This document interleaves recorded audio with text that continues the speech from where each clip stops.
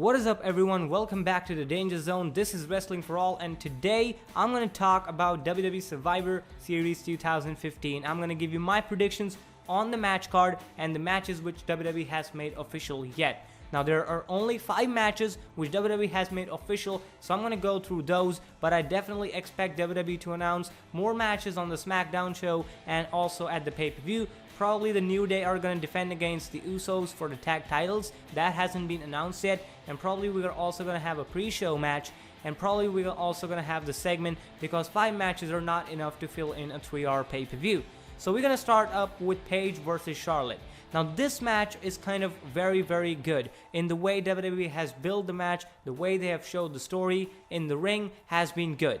They explained the reason why Paige turned heel, that was for the Divas title. She wanted that title from Charlotte and now she's using that emotional taunt on Charlotte and taunting her using her family, Ric Flair's name a lot of times on Raw we have seen. So Paige has done her role very well. And Charlotte on the other side has been the emotional woman who has been listening and now she says that she is going to be beating Paige at Survivor Series. And the way WWE booked this on Monday Night Raw, they ended the show with the Divas contract signing, was a great way to have people interested in the match. So I definitely think that WWE has done a good job building the match. And coming to my predictions, I think Charlotte is going to win it and retain the Divas title. Reason 1, she's just won the title. She needs a good little title run. And also on the other side, she needs to save her family's respect and tell Paige that she was the better woman at Survivor Series and she is still the Divas title. She's going to retain the title while Paige is going to cry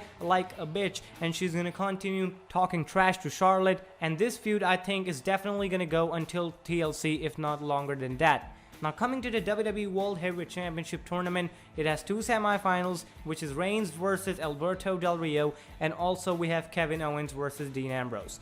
Now I think Kevin Owens versus Dean Ambrose will be the better match, although I cannot say because Reigns on pay-per-views is absolutely different from what we have Roman Reigns on a Monday Night Raw. So expect Roman Reigns to be really like grinding and giving us good matches at Survivor Series. Expect some good matches on the card. We will definitely have a lot of wrestling on this show.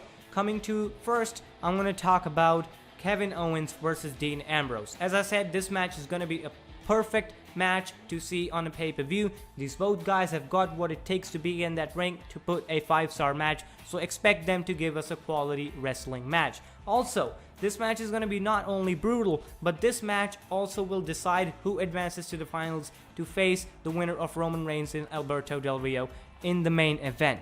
Now what I think about Kevin Owens and Dean Ambrose is WWE can pull a huge upset here and have Kevin Owens go to the finals. But then it would be kind of predictable because we know on the other side that Roman Reigns is definitely going to win. There is no way Roman Reigns loses that semifinal. So he is going to that final, and if Kevin Owens beats Dean Ambrose, it will be kind of very predictable that Reigns will become the new WWE champion. And then we will not have that much excitement for the main event.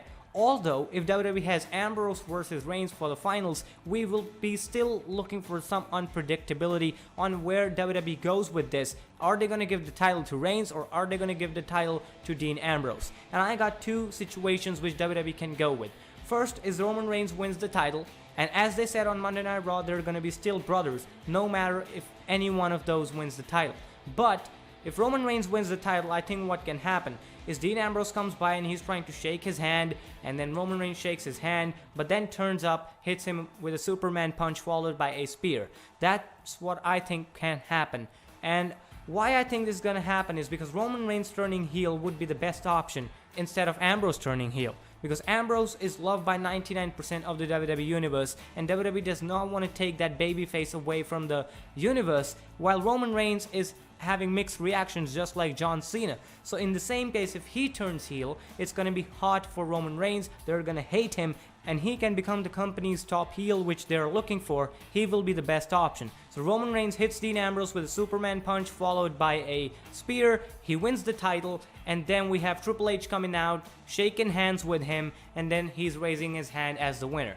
Or what they can do secondary is give Dean Ambrose the title, and then after that, Roman Reigns on Monday Night Raw comes to congratulate Dean Ambrose, and then suddenly attacks him, and out comes Triple H, and we know that Roman Reigns had joined forces with the Authority, and now he's gonna fight with the Authority to win that title from Dean Ambrose, his own brother.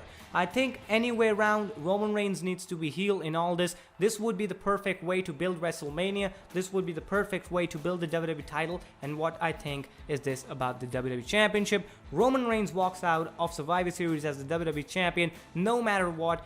If it happens on Survivor Series or Monday Night Raw, Roman Reigns needs to be the heel and Ambrose needs to be the face. Now coming to our final match, which is official, that's Brothers of Destruction against the Wyatt family, or two members of the Wyatt family. First of all, there is no thing to predict in this one. Definitely the Brothers of Destruction will get the victory, but I have a very good idea about how WWE can go on this match. Now, Undertaker and Kane versus any two members of the Wyatt family.